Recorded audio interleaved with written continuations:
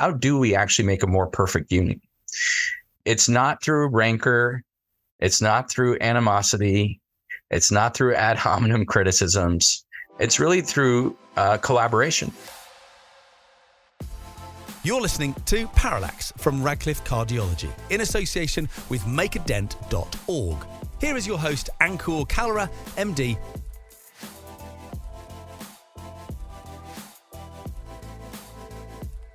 Hello, everyone. Welcome to another episode of Parallax.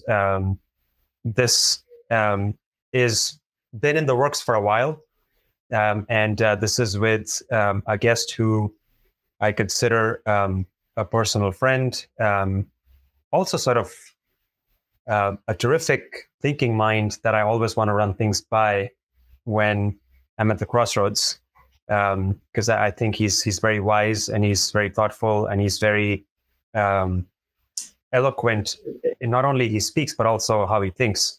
And I'm gonna do something here which is slightly different, is that I'm gonna have him introduce himself because he just wears many fantastic hats, and he recently got selected for a very competitive leadership program, which he's going to talk to us about. Which I think all of us can benefit from. And just learning that that program exists, I think what is important is for us to know that a program of that caliber exists for any of us to apply in case any of us are interested in leadership positions. So with that introduction, Shashank Sinha is my guest on today's show. And Shashank, welcome on the show, and thank you so much for doing this for us. Well, Ankur, truly my honor and privilege to be here. Thanks so much for having me. I'm an advanced heart failure and transplant cardiologist at Inova Heart and Vascular at Inova Fairfax Medical Campus in Northern Virginia. I also serve as the medical director of the Cardiac Intensive Care Unit and the director of the Cardiovascular Critical Care Research Program. From a research standpoint, I have the pleasure and privilege to serve as a steering committee member for the Cardiogenic Shock Working Group. I'm also a former steering committee member of the Critical Care Cardiology Trials Network. Alluding to the program you just mentioned, I have been selected as a 2024 Presidential Leadership Scholar. Well, excellent. Fantastic. So Shashank, I think it's a good segue for us to actually discuss the latter part of your introduction, which you just shared with the listenership. Tell us more about that leadership program. Why don't we start there?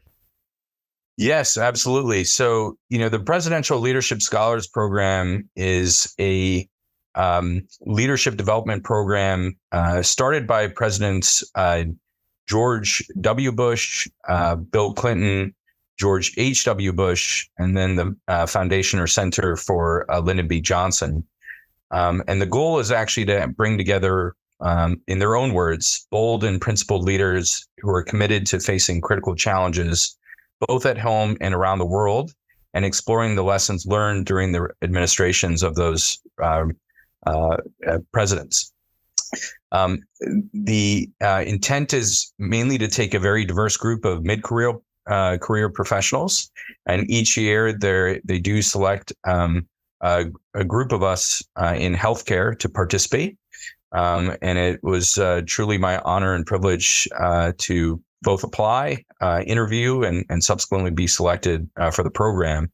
And this past week, I just completed my third of 6 modules for the program, and am halfway through and have a number of reflections on the process so far. My first reaction is, wow, what an opportunity for any individual in any field.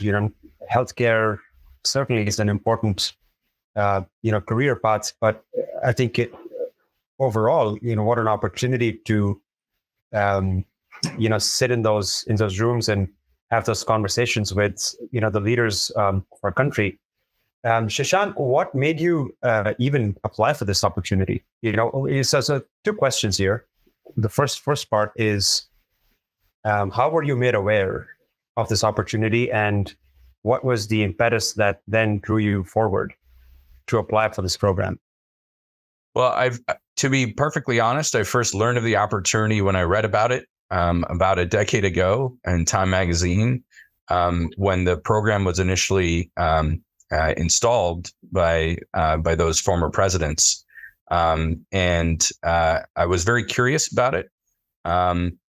Certainly, I was very much in the midst of my cardiology fellowship training, and so I was in no position to even think beyond those terms. But I knew that it would be of interest if the opportunity would certainly present itself.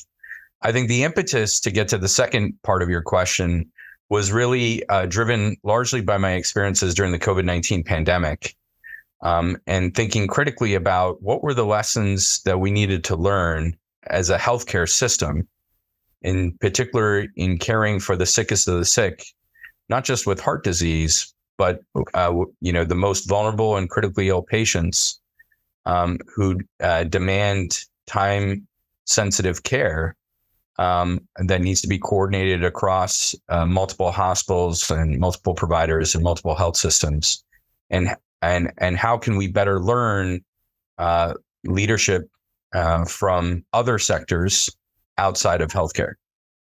Yes. So Shashank, great answers. And, I think, I know that I have that philosophical, spiritual bent. And there is a lesson that I've learned here from your story that you've shared. And I sort of want to impress that upon the listenership. And that is that, what Dr. Sinha just shared with us was him reading about that opportunity a decade ago and essentially sort of subconsciously meditating on it for a decade for it to manifest. So I think, Shashank, the seed that you were going to have this opportunity, the seeds were planted a decade ago. And I think in some way, shape, or form, subconsciously, and this is from Daniel Kahneman's Thinking Fast and Slow, a lot of the decisions we make in life and a lot of the paths that we take in life, whether it's personal or professional, those seeds are planted in the subconscious. So were you, when you read about this opportunity, I'm sure it was something you wanted to pursue back then, as you shared with us, were you then looking at what the calendar was for this opportunity, on a cyclical fashion? And did you sort of time it in a particular way, based on where your career was progressing? Or was that something which just was an impromptu decision when you saw the opportunity present itself again? Yeah, it's a great question. The simple answer to it is no. I wasn't very strategic about sort of when I would apply. I consider myself sort of a student of leadership, and like yourself, just have an insatiable, curiosity and thirst for knowledge. And I, felt first and foremost that it was important for me to develop fundamental leadership skills, which I had the privilege of learning through both the American College of Cardiology's Leadership Academy, some institutional leadership development programs, my master's program in health and healthcare research at the University of Michigan under one of my mentors and now coaches, Tony Tsai, who's at the University of Utah. But I think what really inspired me to pursue this was to be at a stage of my training where I felt I needed to think beyond my current stage of personal and professional development and explore potential synergies, collaborations, solutions that may be truly outside the box. Einstein had a great adage that I often try to pay heed to, which is we cannot solve problems using the same thinking that was employed at the time that we created them. And so I do think it behooves us to have these structured serendipitous interactions with leaders outside of healthcare and see how they address and examine problems that at the fundamental root of it do, especially as it pertains to systems, care delivery, care processes, are are fundamentally problems of human organization and behavior, and so may have some common threads.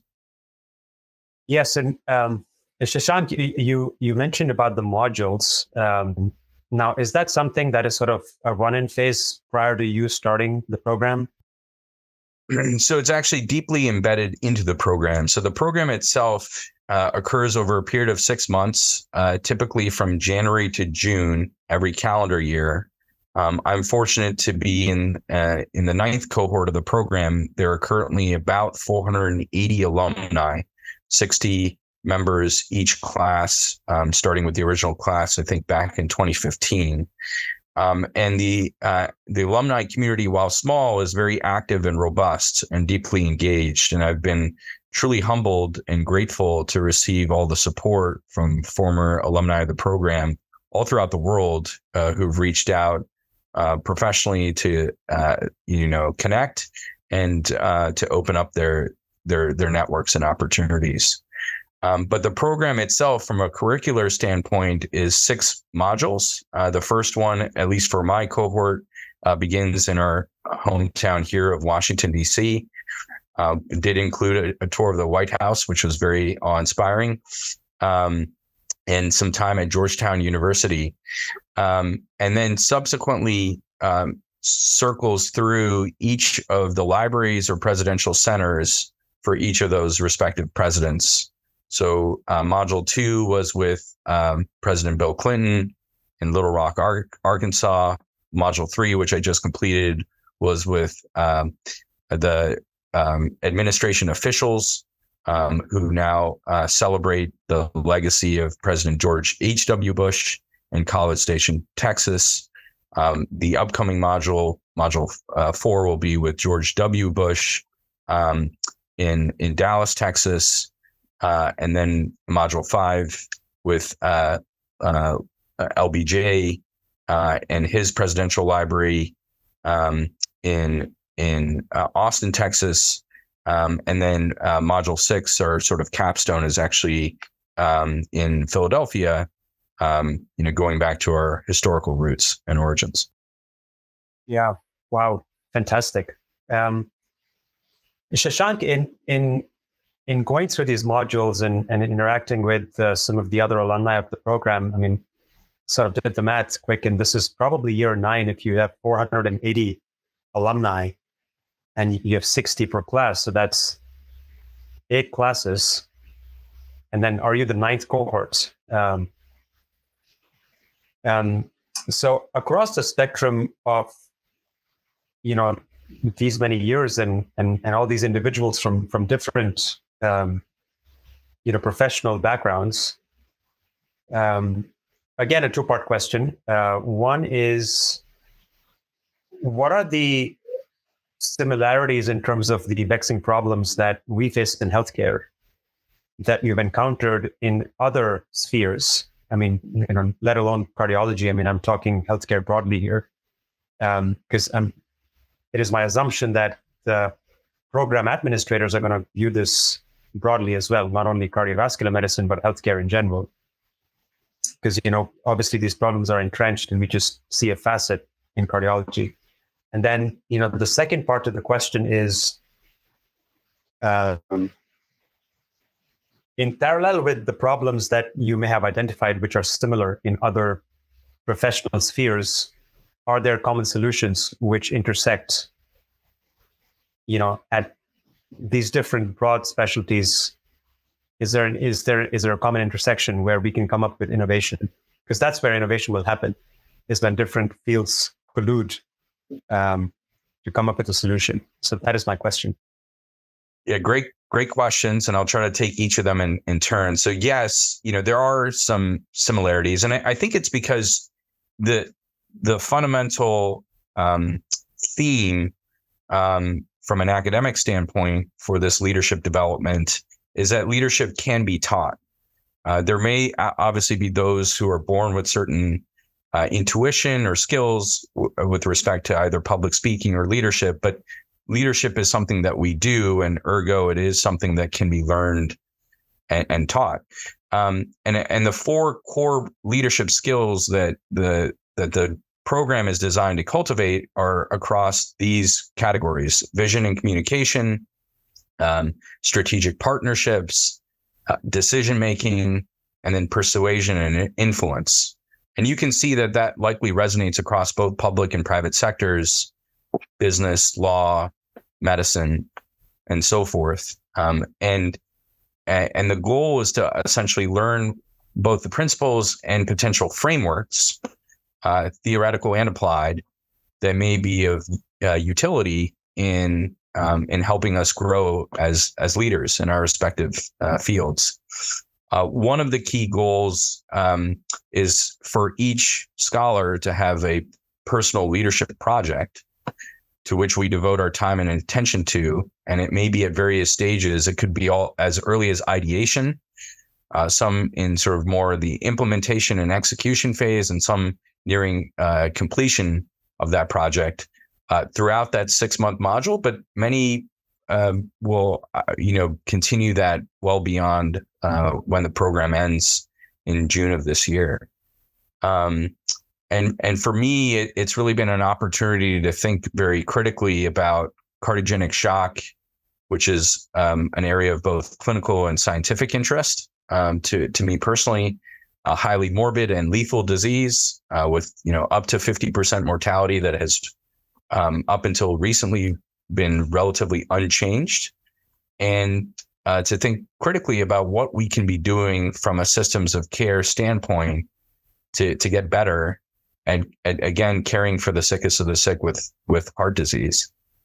And so I've been very excited to learn from colleagues and from faculty on how to think about bold, ambitious collective endeavors, but B, to actually execute, because ideation is, of course, only the first step. I mean, I would just be enticed to be a fly on the wall, in all those places that you just mentioned when you were discussing as to what the curriculum entails. Shashank, I'm going to take a step back because I think this is going to be important for the listenership, and that is that I didn't specifically ask you about the application process for this opportunity. So, if you want to talk to us about what that entails, in case any of the listenership members are interested to pursue this, what are timelines? What does the application entail, in terms of the components of the application, and when do you hear, and then what are the time requirements for like engagement, good engagement with the program, because I'm sure, I know you work for a health system which is busy. So how does it entrench in a busy clinical practice for some of the busy clinicians who are tuning in and listening to this? Yeah, sure. So the application typically opens up in the late spring, early summer of every calendar year. You can actually go to presidentialleadershipscholars.org /apply and learn more about that sort of cycle. And you can actually even sign up for updates to be given a reminder as to when the application opens. The specific criteria that they outline are as follows. They're looking for civically minded citizens who are open to feedback, are accepting of diverse points of view that's vitally and critically important to them, who have meaningful professional experience, and the breadth and depth they're typically looking for is at least 10 plus years in your clinical practice to build on the programmatic experience, and have an established record of engagement and leadership as well. It's not designed as sort of an introductory course. And then have a position of influence to actually implement the changes those scholars seek if they're selected. And then, to your last point, can fully participate in a rigorous and intense 6-month program. And so, to be honest with you, I actually applied to this program a year prior and was selected. And actually was notified on Thanksgiving Day of 2022, and had to respectfully decline the opportunity. There's no deferral that's actually allowed because my wife and I were in the midst of a high-risk pregnancy for her. And I did not think I could fully commit and engage in the program as needed to at the time. Luckily, everything went well. I'm proud to report I have a happy and healthy 1-year-old daughter named Sophia, whom you've met recently. But that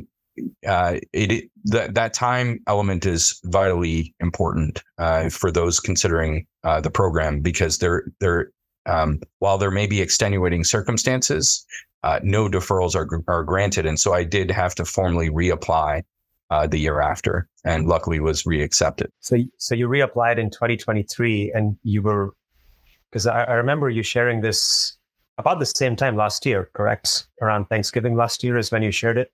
Correct. And that's typically the notification. So programmatically, applications are due somewhere around, I don't want to hold to it, but somewhere around early July. And then interview invitations are extended in the early fall. And then decision notifications are usually early winter, in the sense of late November, early December. And the reason for that is that the program formally begins in January of the following calendar year. And so you actually need institutional buy-in from your program that you can participate. It more or less resonates with sort of an executive MBA style, 1 week, one kind of Wednesday to Saturday or Thursday to Saturday out of every month that you're committing to it. And so I had to rearrange my clinic schedule, for instance, and my service blocks so that I could accommodate the program. Yeah, that's a lot of planning. And that's, again, require institutional buy-in for you to be able to do something as involved as this program for 6 months. Shashank, what are the insights, the early insights? I know you're still in the middle of this, but what are the insights that you've garnered thus far? Someone like yourself who's, if you were to ask me, I consider you a leader already. And that's an effective one. You serve on the editorial boards for an influential journal in heart failure and cardiac transplantation. You are leading clinical services at your organization. You have in the past led several fellow in training leadership positions within the American College of Cardiology, as well as with the prestigious Journal of the American College of Cardiology. So as far as I am concerned, you've been sort of the bona fide leader for years on end now, having worked closely with you, actually having co-authored a paper with you as well on learning health systems, which, by the way, I did not share this with you when we were together at your place in DC. That paper is in the curriculum for London School of Economics Executive Master's Program. I think you should put that in. I think you should put that on your resume. I think I should too, because I was like, whoa, this is pretty neat. But back to my question, what have you learned, which I think has further expanded the horizon of your leadership skills so far? I think leadership, like any discipline, is a craft that requires discipline and consistency and commitment. In speaking with, President Bill Clinton, for instance, in Little Rock, Arkansas, who graced us with several hour dinner, he reminded us how important our civic duty as citizens are to really serve one another. And to really think about the Constitution of the United States. How do we actually make a more perfect union? And it's not through rancor. It's not through animosity. It's not through ad hominem criticisms. It's really through collaboration. And I really give you a lot of credit for this podcast and this forum in trying to think about that other point of view. And that's probably been lesson number 1, 2, and 3 for me, which is when I feel like there is either a critic who's diametrically opposed to either my train of thought or what work I'm trying to achieve, to really try to understand their perspective. You know, what one of the presidents who's not part of the program, but I think is widely revered, you know, former President Lincoln, I think said it best: "I do not like this man. I must learn. I must get to know him better." Right. And if we could really heed that wisdom in today's world, I think it would really do us all well, as opposed to sort of, wallowing in our own echo chambers.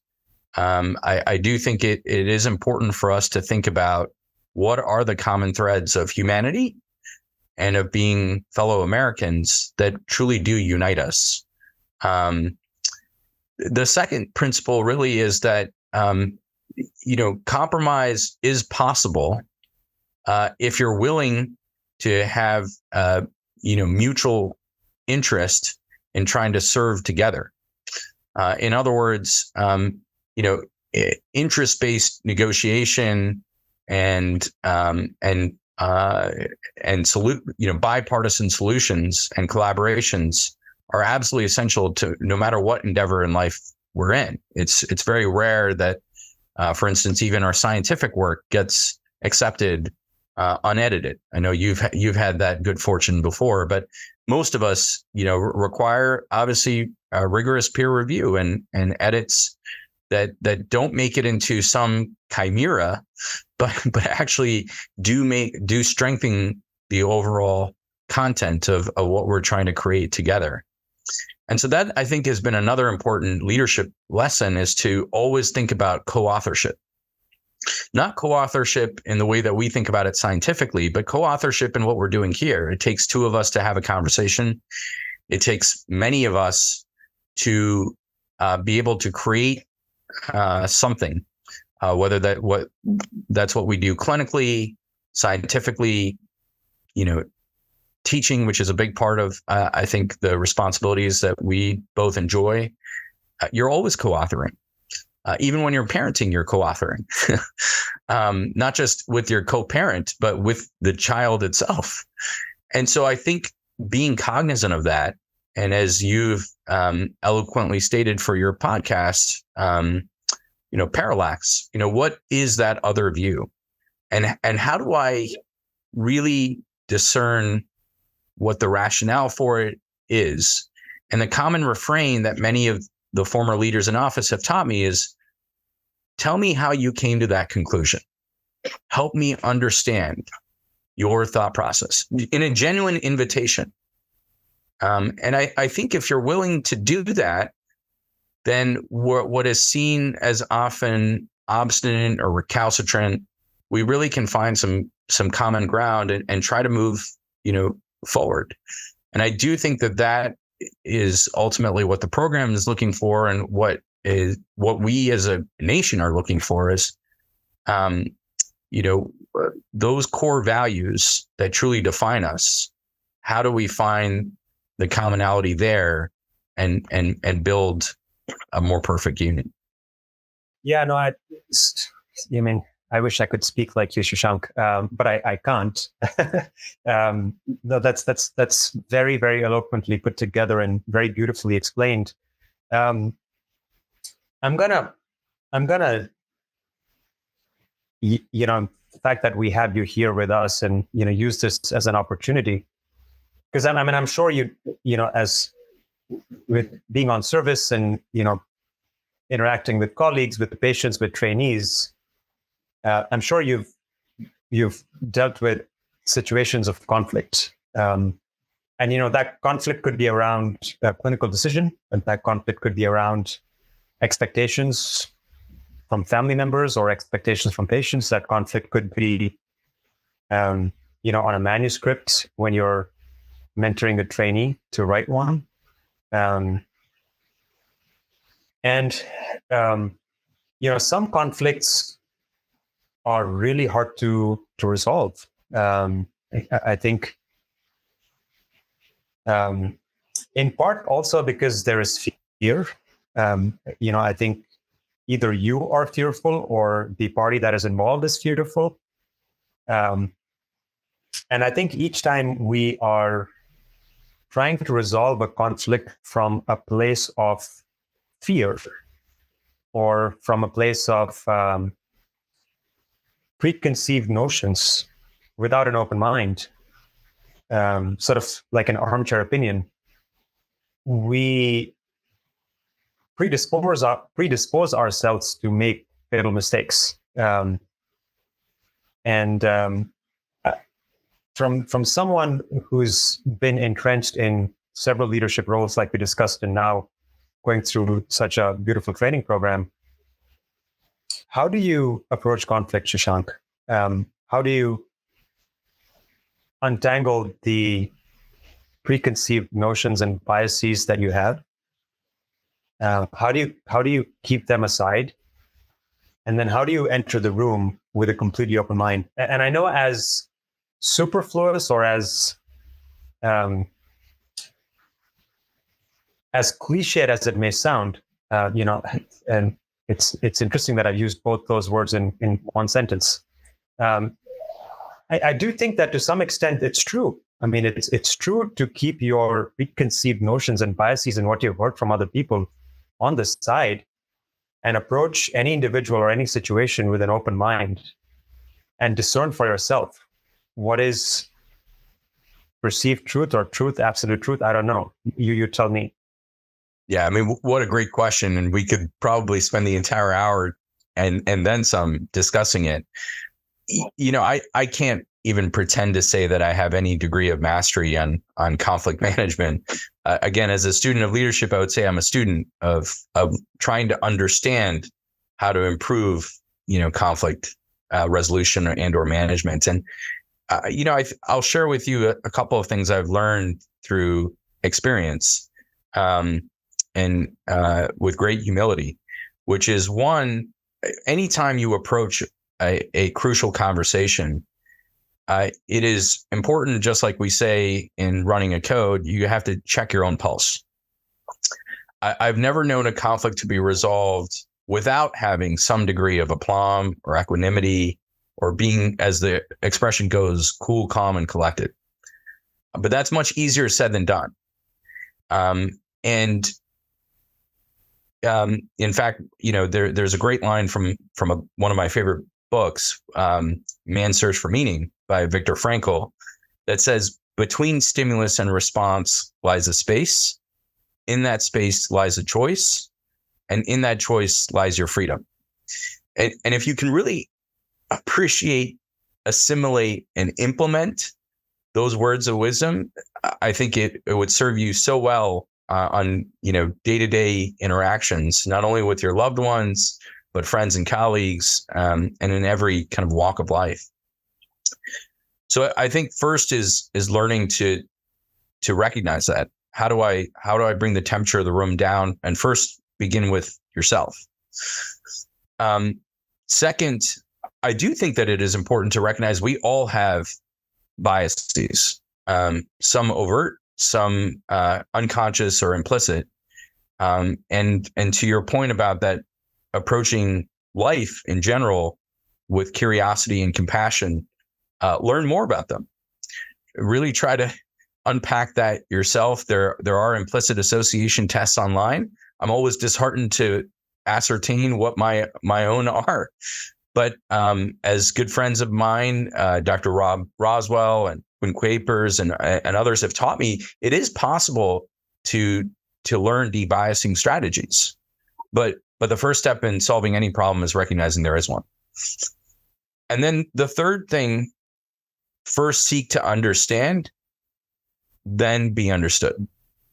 That's not one of my rules. That's obviously from Stephen Covey and probably from others as well. But again, much harder to implement in practice. But I truly believe effective leaders speak last. And if you can really learn how best to engage others, involve them, and truly try to understand, then I think that's how we have better conversations, better resolution of where we see, conflict, both perceived and real. Yeah, no, again, beautifully said. And thanks for those quotes. Shashank, we, final few minutes for the podcast, and I wanted to ask you about a couple more concepts, which I think are relevant for physicians, cardiologists, certainly educators across the spectrum. One is describe to the listenership, and I know we've had conversations about this, and I think different people want to pursue leadership positions for different motivations in life. And I know that, we've resonated, both you and I have resonated on the concept of servant leadership. And I want to hear from you, share your thought process on what do you think? And I'm sure people have heard this term before, like servant leadership. What does that mean to you? What does servant leadership mean to you? Well, I it's one of the few terminology that is almost self-evident, right? it truly means to adopt a leadership practice and philosophy that prioritizes the well-being of others, right, and serving others, and I think you might say that it's a tautology. Isn't that the goal of all leadership? But I think the key aspects, of a servant leader is to do the things that we have discussed, which is to listen actively, to have an open mind, to accept others for who they are as they are, to have some self-awareness. Tasha Urich's work has done a phenomenal job of shedding light. 80 to 90% of people think they're self-aware, but 10 to 15% actually are. And I ask myself every day, which camp am I in, and how do I know? The ability to adapt, the ability to set a vision, the ability to sort of empower others. I think this is all part of the eulogy virtues.